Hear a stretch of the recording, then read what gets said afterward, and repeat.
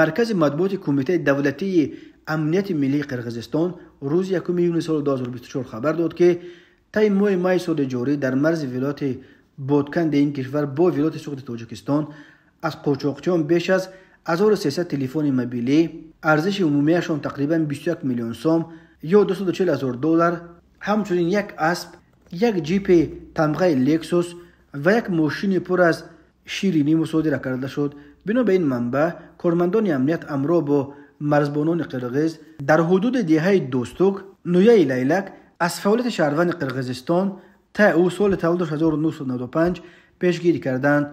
او با ماشین مرسدس بنز پرینتر میخواست بیش از 1300 تلفن موبیلی را به قلمرو تاجیکستان قاچاق کند.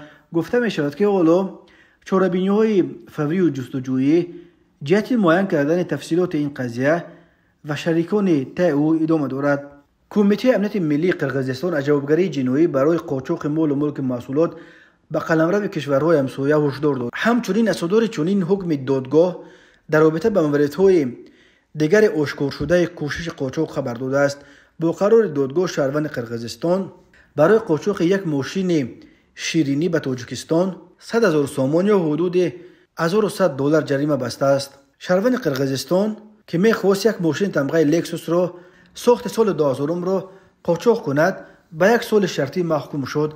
ماشینش مصادره کرده شد. ماشین هوندای پورتر که با آن یک اسب را میخواستند به تاجیکستان برند نیز مصادره گردیده قاچاقبران را 60,000 سوم یا نزدیک $700 جریمه بستند. با قرار دادگاه اسب مصادره شده باید نابود کرده شود. یادآور شویم که قرقیزستان مرزش با تاجیکستان را از 20 مای سال 2021 بلافاصله بعد زده‌خوردهای خونین در مرز این دو کشور برای روای ساکنان و ماشین‌ها بست و اینک 3 سال باز انتقال محصولات و روای مردم بین دو کشور رسما منع شده است. با گذشت 30 سال از سقوط اتحاد شوروی از 970 کیلومتر مرز تاجیکستان و قرقیزستان قریب 31 تعیین و علامتگذاری نشده است. در قطعه بحثی اساساً در مرز تاجیکستان با قرقیزستان هر سر چند وقت بر سر آب و زمین و چراگاه و راه مناقشه و رخ میدهند.